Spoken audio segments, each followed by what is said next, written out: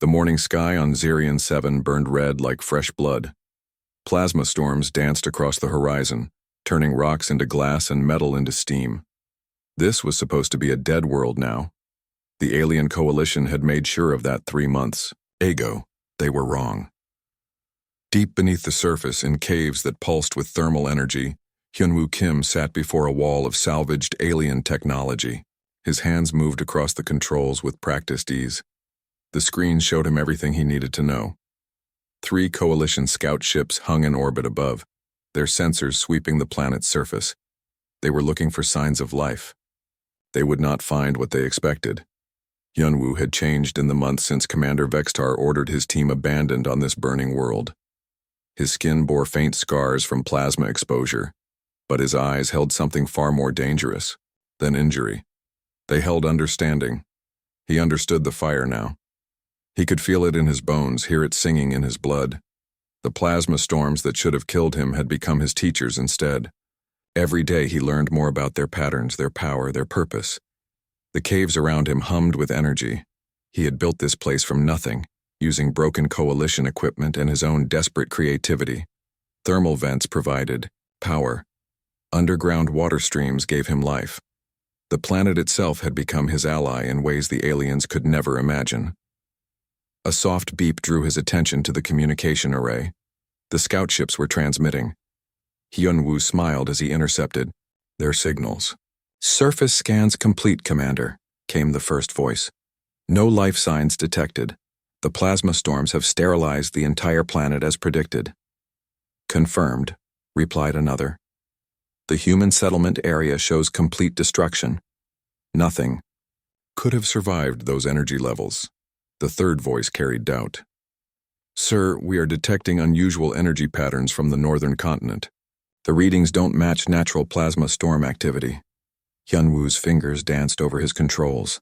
Time to give them something to really worry about. He activated the energy collectors he had built into the cave system. Instantly, the plasma storms outside began to shift. Instead of random chaos, they started moving with purpose. The aurora-like flames gathered above his position, forming spirals and patterns that defied natural explanation. In orbit, alarms began screaming. "What is that?" shouted the first scout. "The entire storm system is reorganizing. This is impossible." "Commander, Vextar needs to see this," said the second. "We should return to the fleet immediately." But Hyunwoo was not finished with his demonstration. He reached for a different control, one connected to the quantum transmitter he had built from coalition communication equipment.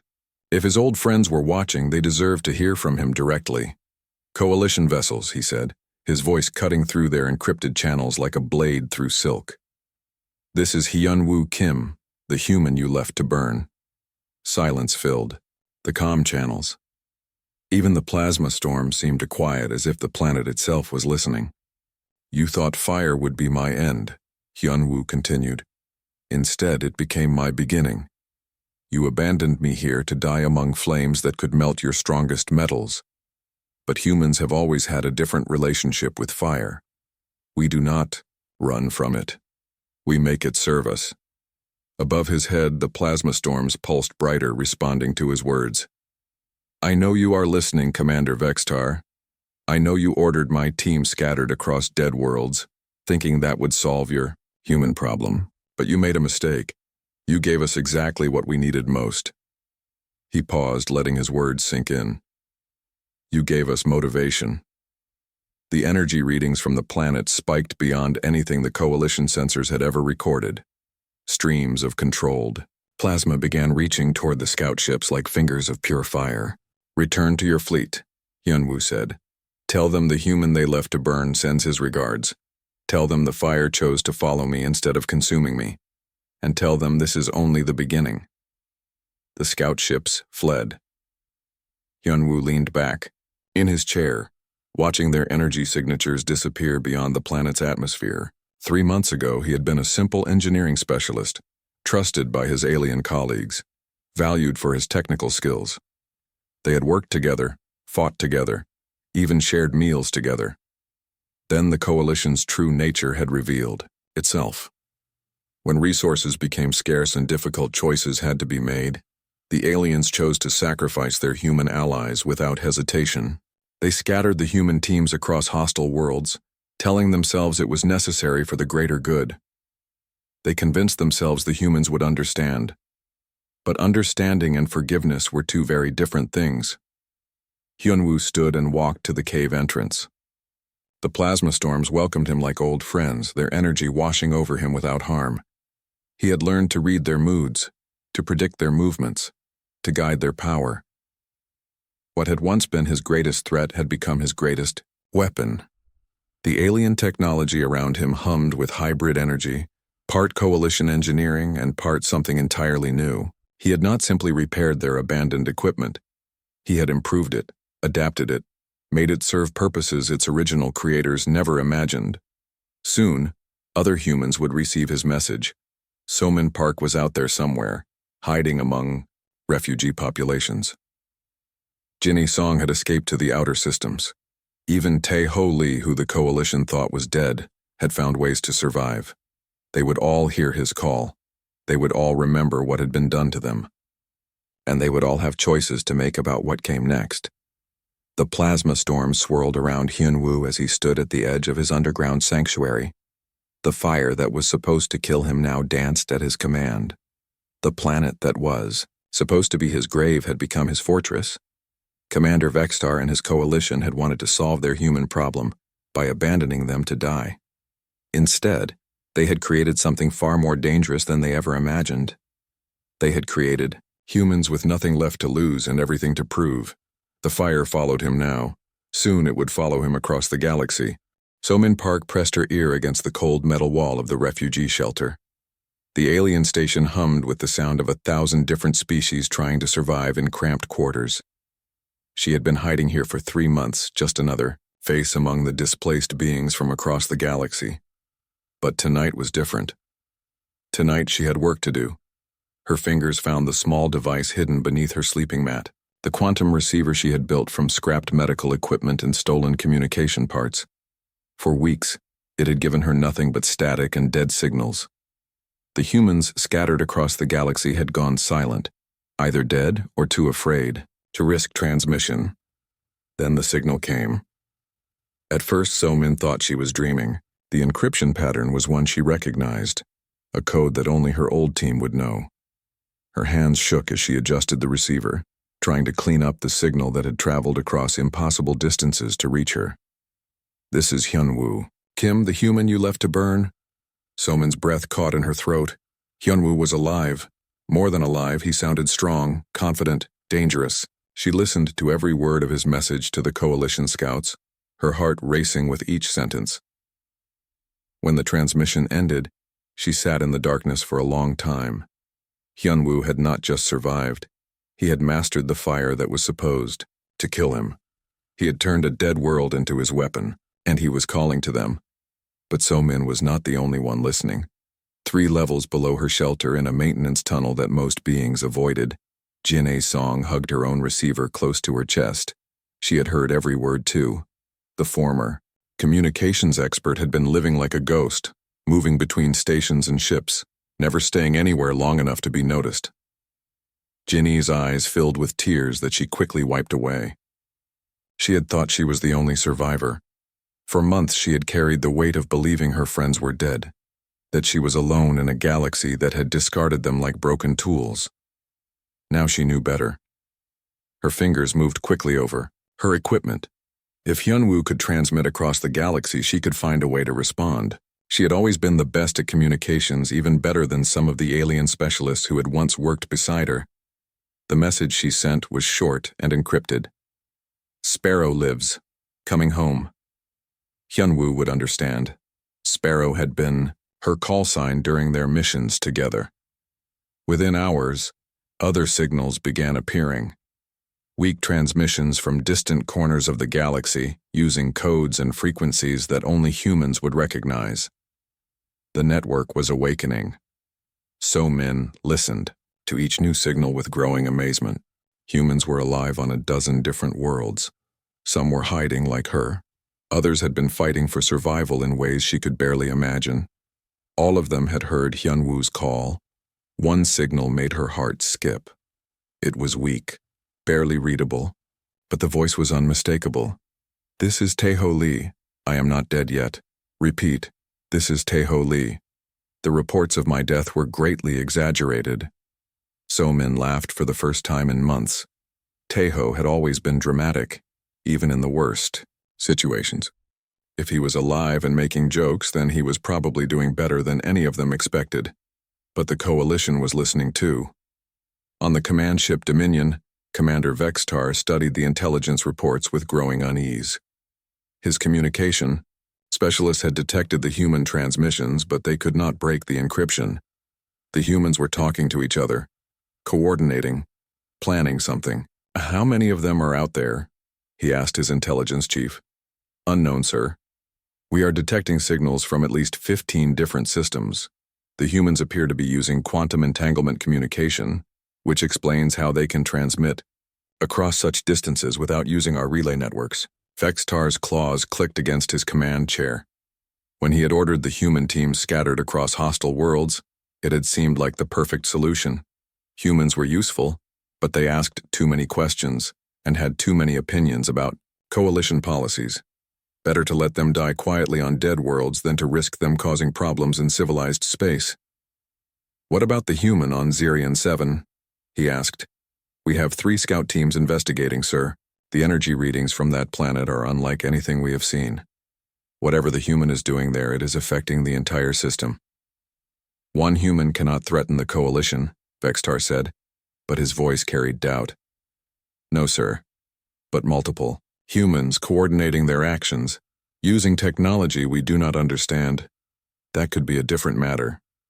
So-min spent the next week decoding messages and building a clearer picture of the scattered human network. Each survivor had a story that made her anger burn brighter. Humans abandoned on ice worlds, desert planets, toxic swamps, radioactive wastelands, all left to die because they had become inconvenient. But they had not died. They had adapted, improvised, and survived. Now they were ready to do more than just survive. The message that changed everything came from Jin-A. She had managed to intercept Coalition communication traffic and learned something important. The aliens were planning a massive military operation. They were going to Zirion 7 in force, intending to eliminate whatever threat Hyunwoo represented. So-min stared at the decoded message, her mind racing. Hyunwoo had given them hope, but he was about to face the full might of the Coalition military. He would need help. They all would. She began composing a message to every human in the network. The time for hiding was over. The time for running was finished. If the Coalition wanted to finish what they started on those dead worlds, then the humans would meet them with fire and fury. But first they needed to get to Zirion 7. They needed to stand together just like they had before the Coalition betrayed them. They needed to show the galaxy what happened when you left humans to burn. So-min looked around the refugee shelter one last time. She had been safe here, anonymous and forgotten. But safety was not what she wanted anymore. She wanted justice. She wanted her friends. She wanted to see the look on Commander Vexatar's face when he realized that the humans he had thrown away were coming back stronger than ever. The beacon was calling. It was time to answer. The mining station Kepler 9 had been the Coalition's pride for over 20 years. Its massive energy collectors pulled power from a nearby star, feeding the industrial operations that kept 3 systems running. The alien workers considered it the safest assignment in the sector. That was before the machine started talking back. Chief Engineer Roltech stood before a bank of displays that showed impossible readings. Every energy conduit in the station was reporting fluctuations that defied the laws of physics. Equipment that had run smoothly for decades was now behaving like it had developed its own opinions. "Run the diagnostics again," he ordered his team. "Sir, we have run them 6 times. The results are always the same. Something is interfering with our power systems, but we cannot locate the source." Roltech's 4 eyes narrowed as he studied the data. The interference patterns were subtle but consistent, almost like a signal hidden in the energy flow itself. But that was impossible. The station's systems were completely isolated from outside communication networks. "Sir," called his assistant from across the control room. Stations Tau 7 and Nova Beta are reporting similar problems: equipment failures, power fluctuations, systems acting independently. All 3 stations? Roltech felt a chill run through his thick hide. 3 stations experiencing identical problems across different systems could not be a coincidence. Far below the surface of Zirion 7, Hyunwoo watched his work with satisfaction. The plasma probes he had launched 3 days ago were performing exactly as designed. Each one was no larger than a grain of sand, invisible to coalition sensors, but packed with hybrid technology that would make the alien engineers weep with frustration. The probes rode the energy streams that connected star systems, traveling through the coalition's own power networks like viruses in a bloodstream. When they reached their targets, they buried themselves deep in the alien equipment and began to learn. Hyunwoo had discovered something wonderful about coalition technology. For all their advanced engineering, the aliens built their systems to be predictable, stable, controllable. They never imagined that someone might teach their machines to think differently. But humans had always been good at teaching things to misbehave. His fingers moved across the control interface, sending new instructions to the scattered probes. Mining equipment began shutting down for no reason. Power conduits rerouted energy to non-essential systems. Communication arrays started broadcasting random signals that jammed military frequencies. It was beautiful chaos, and it was spreading. On the command ship Dominion, Dr. Killmoth studied the reports with growing fascination. The scientist had spent years analyzing human behavior, trying to understand what made them so unpredictable. Now he was seeing that unpredictability in action. The energy signatures match Zirion 7, he told Commander Vextar. Whatever the human is doing on that planet, he has found a way to project his influence across multiple systems. How is that possible? Vextar demanded. Zirion 7 is a dead world. There are no communication relays, no quantum transmitters, no way to send signals beyond the system. That is what makes this so interesting, Commander. The human is not using our technology the way it was designed. He is using it the way he needs it to work. Vextar's claws scraped against his armrest. Explain. We build our systems to be stable and predictable, but humans excel at finding new applications for existing tools. They see possibilities where we see limitations. This human has turned our own power grid into his weapon. More reports flooded in every hour. Transport ships found their navigation, systems confused. Military bases experienced power outages during critical operations. Even orbital defense platforms began reporting equipment malfunctions that their technicians could not explain. The coalition's industrial backbone was developing hiccups, and those hiccups were spreading like an infection. But Hyunwoo was not content with mere sabotage. His real message was yet to come. In the depths of his thermal caves, he activated his most ambitious creation. The quantum transmitter he had built was more than a communication device. It was a key that could unlock every coalition system that used quantum encryption. His voice cut through the static of 1,000 alien frequencies at once. Commander Vextar, I hope you are enjoying my small gifts to your industrial operations. Consider them a preview of what one human can accomplish when you give him proper motivation. The transmission was broadcasting on every coalition channel simultaneously. Emergency frequencies, military communications, civilian networks, even the private channels used by coalition leadership. There was nowhere to hide from the human's words. You scattered my people across dead worlds, thinking that would end our story. But every human you abandoned has learned lessons you never intended to teach. We have learned to survive without your help.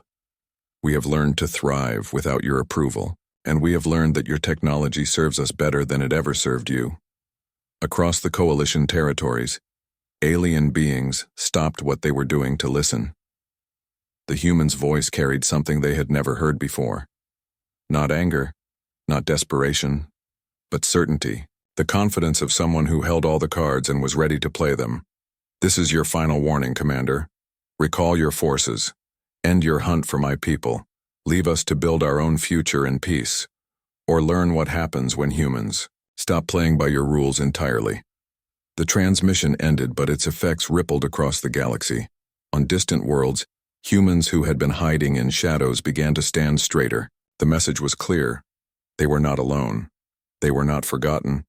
And they were not powerless. Tae-ho Lee listened from his hiding place on the frozen moon of Arcturus 9. The tactical officer had spent months planning guerrilla operations against the coalition forces in his sector. Now he realized he would not be fighting alone. So-min Park heard the transmission while stealing medical supplies from a coalition depot. She smiled as she worked, knowing that soon she would have wounded friends to heal. The network was mobilizing. Jin A-song received the signal while infiltrating a communication hub. She began uploading viruses into the coalition's data networks, preparing to blind their sensors when the time came. All across the galaxy, humans were moving. The coalition had created an enemy they did not understand by abandoning people who had once been their allies. Now that enemy was coordinating, planning, preparing for war. Commander Vextar stared at his tactical displays as reports of human activity poured in from every sector. The beings he had dismissed as expendable were proving to be anything but harmless. "How many humans did we abandon?" he asked quietly. "The exact number is classified, sir, but intelligence estimates suggest at least 200 individuals were scattered across hostile worlds. And how many of those worlds were supposed to be fatal? All of them, sir, that was the point." Vextar closed his eyes. 200 humans who were supposed to be dead. 200 humans who had instead learned to survive in the worst conditions the galaxy could offer. 200 humans who now had every reason to hate the coalition and the skills to do something about it. The fire was spreading and there was no way to put it out. The stolen coalition transport ship Meridian cut through space toward Zerion 7, its hull scarred from a dozen close calls. So-min Park sat in the pilot's seat, her hands steady on the controls despite the chaos around her. Behind her, 37 other humans worked frantically to prepare for what might be their final battle. "Jenny, what's our communication status?" So-min called over the noise of jury-rigged equipment. "Still jamming coalition frequencies in this sector," Jinny Song replied from her position at the modified comm station. "But they know we're coming. 3 battle fleets are converging on Zerion 7 from different directions. How long until we reach the planet?" 6 hours. The coalition fleets will arrive in 8. So-min nodded grimly. They would have 2 hours with Hyun-woo before the real fight began. 2 hours to coordinate their defense and discover what their friend had become during his months alone on the burning world. The humans around her were not the same people who had been abandoned 3 months ago. Each survivor bore the marks of their ordeal. Some carried scars from hostile environments. Others had the lean look of beings who had learned to survive on nothing. All of them had the hard eyes of people who had been betrayed once and would never allow it to happen again. "Tae-ho, report on our weapon status," So-min ordered. Tae-ho Lee looked up from the tactical station he had built from salvaged parts. The former tactical officer had lost his left arm to frostbite on Arcturus 9, but he had gained something more valuable. He had learned to think like a predator instead of prey. "We have enough firepower to hurt them," he said simply. "Whether we have enough to win depends on what Hyun-woo has prepared for us." On the command deck of the coalition flagship Dominion, Admiral Korthak studied the approaching human vessel with professional interest. The military leader had replaced Commander Vexitar after the mining station disasters had revealed the scope of the human threat. "A single transport against 3 battle fleets," he mused to his staff. "Either they are desperate, or they know something we do not." "Sir, energy readings from Zerion 7 continue to increase," reported his science officer. "Whatever the human has built on that planet, it is approaching critical levels." "Dr. Killmoth, your assessment?" The alien scientist manipulated his data displays, highlighting the energy patterns emanating from the planet below. "Admiral, I believe we are about to witness something unprecedented. This human has not simply survived in a hostile environment. He has bonded with it in ways our science cannot explain." "Bonded?" "The plasma storms that cover Zerion 7 are no longer natural phenomena. They respond to the human's will as if they were extensions of his own body. He has turned an entire planet into a weapon." Admiral Korthak's confidence wavered slightly. "Can our weapons penetrate planetary-scale plasma storms?" That is what we are here to discover, sir. The Meridian entered Zerion 7's atmosphere with all the grace of a falling rock. So-Min fought the controls as plasma storms buffeted the ship, but strangely, the storms seemed to be guiding them rather than destroying them. Streams of controlled energy formed a corridor through the chaos, leading them toward the northern continent. He's helping us navigate, Jin'e whispered in amazement. Hyunwoo is controlling the storms. They landed in a valley that glowed with thermal energy. Underground installations stretched as far as they could see, all of them humming with power that made the air itself dance with possibility. At the center of it all stood a figure that might once have been human. Hyunwoo Kim emerged from the energy fields like a god of fire. His exposure to the plasma storms had changed him in ways that went beyond physical transformation. He moved, with the confidence of someone who had mastered forces that could destroy worlds. When he smiled, lightning flickered behind his eyes.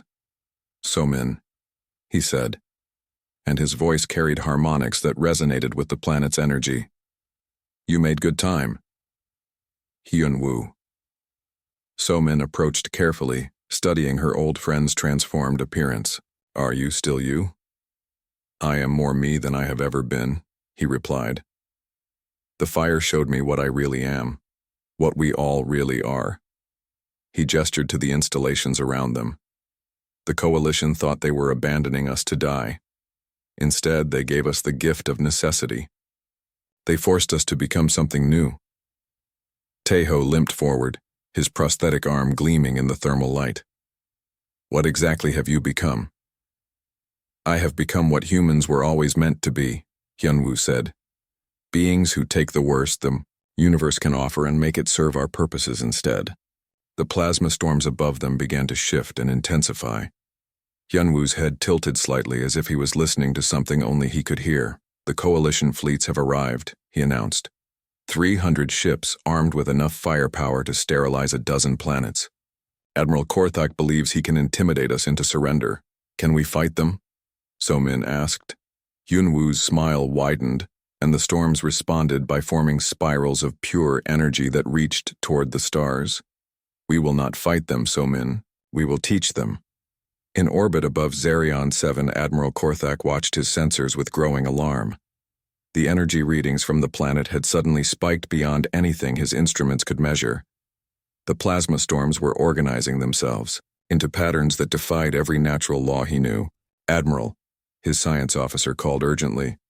The storms are reaching beyond the planet's atmosphere. They are extending toward our fleet. All ships, prepare for combat, Korthak ordered. Target the energy sources on the surface. The coalition fleet opened fire with enough destructive power to crack continents.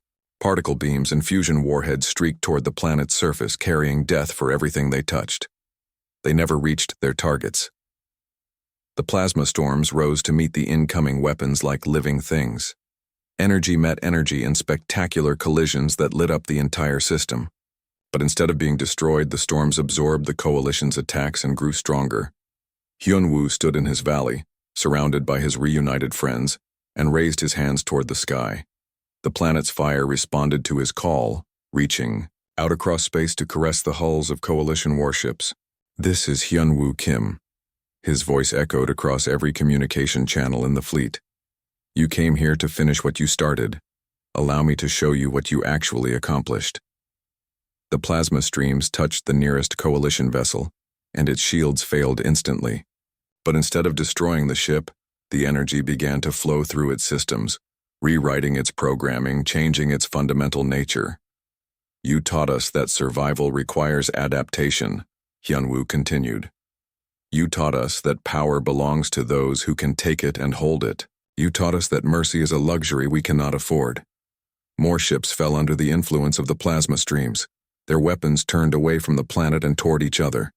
Their crews watched in horror as their own technology began serving a new master. Thank you for the lessons, Admiral Korthak. Class is now in session. The coalition flagship Dominion drifted helplessly in the plasma streams that now controlled the entire Zerion system. Admiral Korthak stood on his bridge, watching his fleet turn against itself under the influence of energy that obeyed human will instead of natural law. 30 ships had already been converted. Their crews were unharmed but powerless as their own vessels became extensions of Hyun-woo's consciousness. The remaining ships faced a terrible choice: retreat and admit defeat, or continue fighting and risk the same fate. "Admiral," Dr. Killmoth whispered urgently, "we must request negotiations. This human has achieved something beyond our understanding. He has transcended the normal limits of biological existence." Transcended? Korthak watched another cruiser fall under plasma control. "He has become a monster." "No, sir. He has become what we forced him to become. The question now is whether we can find a way to coexist with what we created."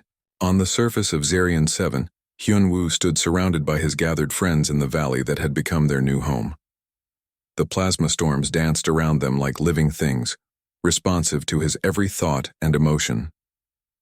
But controlling such power came with a price that was becoming harder to ignore. So-min Park watched her old friend with growing concern.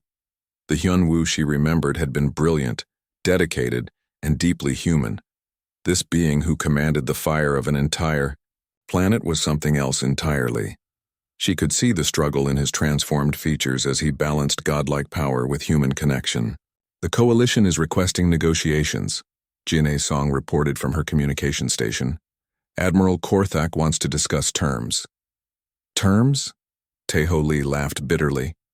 "They abandon us to die and then want to negotiate when we prove harder to kill than expected?" "What do you want to do?" So-min asked Hyun-woo quietly. He stood silent for a long moment, the plasma storms swirling around him in patterns that reflected his inner turmoil. When he finally spoke, his voice carried the weight of decisions that would shape the future of both species. "I want them to understand," he said. "I want them to know what they unleashed when they chose betrayal over trust." The communication array crackled to life as Hyun-woo opened a channel to the Coalition fleet.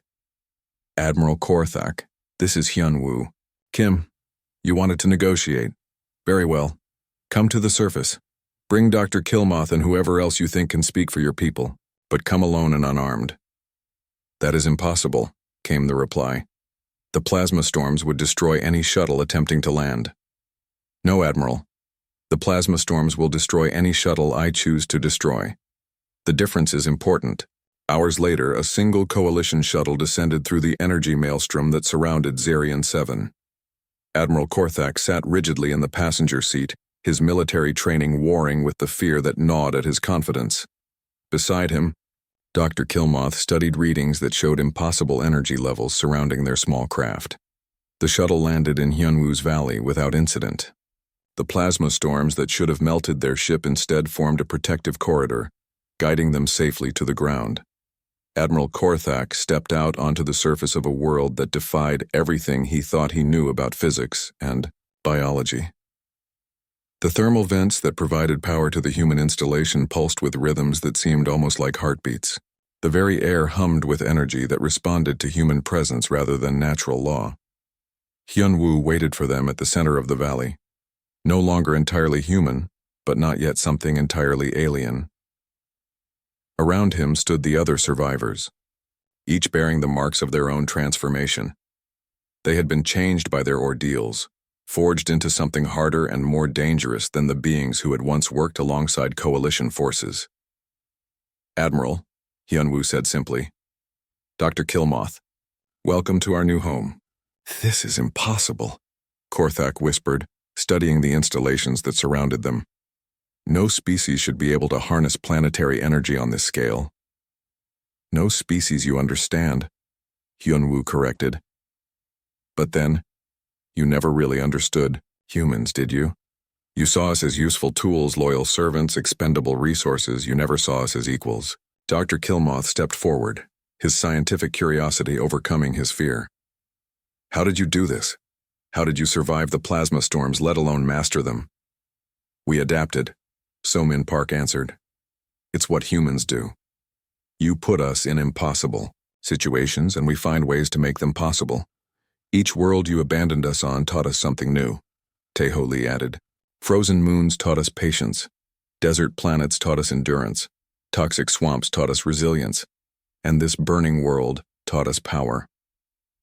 Hyunwoo walked closer to the coalition representatives, and they could feel the energy that radiated from his transformed form. You wanted us gone because we asked inconvenient questions.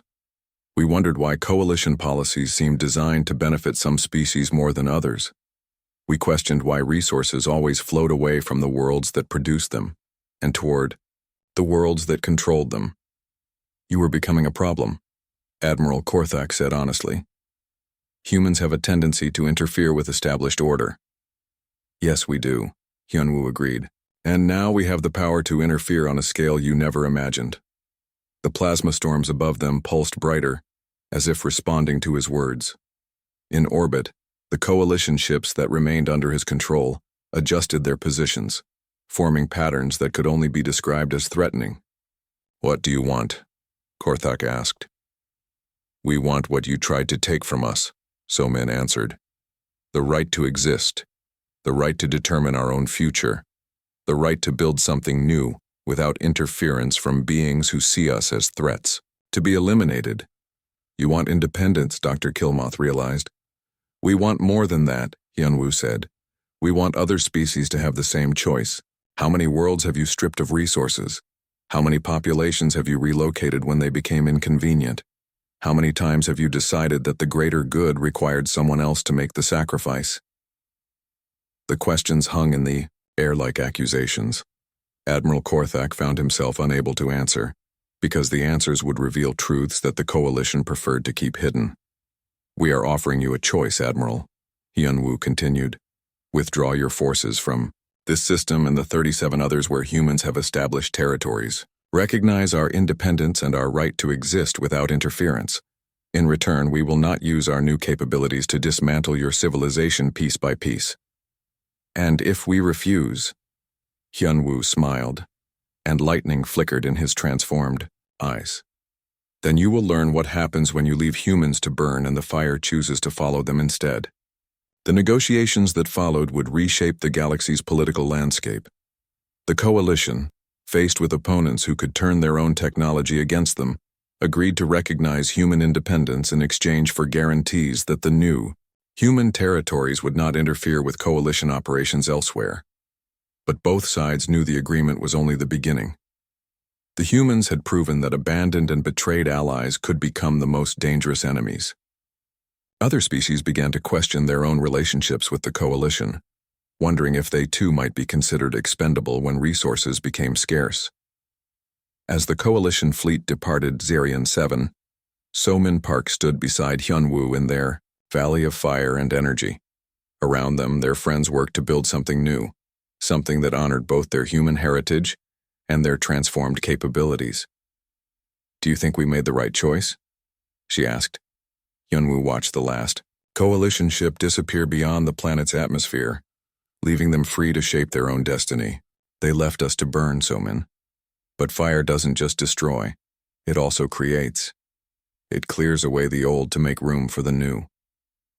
The plasma storms swirled around them, no longer weapons of destruction, but tools of creation. The humans had learned to make the fire serve them, and now they would use that fire to forge a future that no one could take away from them. The coalition had wanted to solve their human problem by abandoning them to die. Instead, they had created something unprecedented. Humans with nothing left to lose and everything to prove, backed by power that could reshape worlds. The fire had chosen to follow them, and now it would light the way to whatever came next.